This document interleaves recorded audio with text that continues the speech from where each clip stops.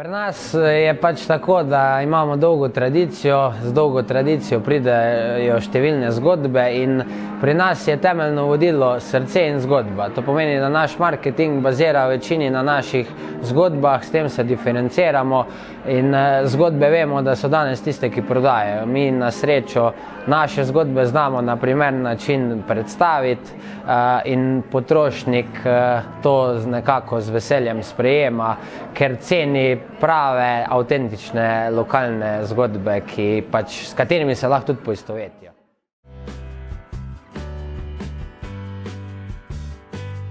Trženje, dnevna borba za kupca in vsekakor delamo predvsem na kvaliteti in na naši blagovni znamki, ki je pač dnevno negujemo preko marketinga in pa seveda opozarjanje vseh teh prednosti, ki ima naše meso.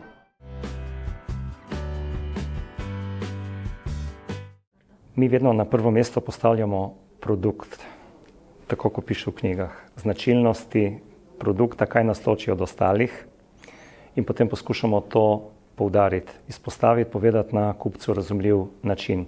Saj navsezadnje s tem dopovemo kupcu, da ustvarjamo vrednost za njega. Če mi o nečem mislimo, da je kaj dobro, to še ne pomeni, da tudi kupec, če mu ne znamo na pravi način predstaviti. Se pravi, začne se pri kvalitetnem, odličnem vinu in kupcu poskušamo povedati najprej, odkot pride, zakaj je tako in po čem se razlikuje od vseh drugih. Trženje se loteva na 3 načine, na 3 nivojih. En nivo je trženje na stojnicah, poslovna darila, trgovine. Drugi nivo šole, vrtci, zavodi, kot najbolj sigurna varianta. In kot tretji nivo izvoz.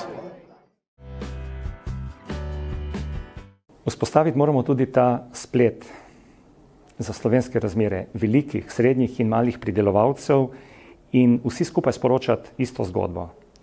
Če se bomo prebili in zmagali, bomo zmagali kot tim, ne kot posamični pridelovalci. Niti znotraj ene panoge, ampak širše kot slovenski pridelovalci živil in pijače.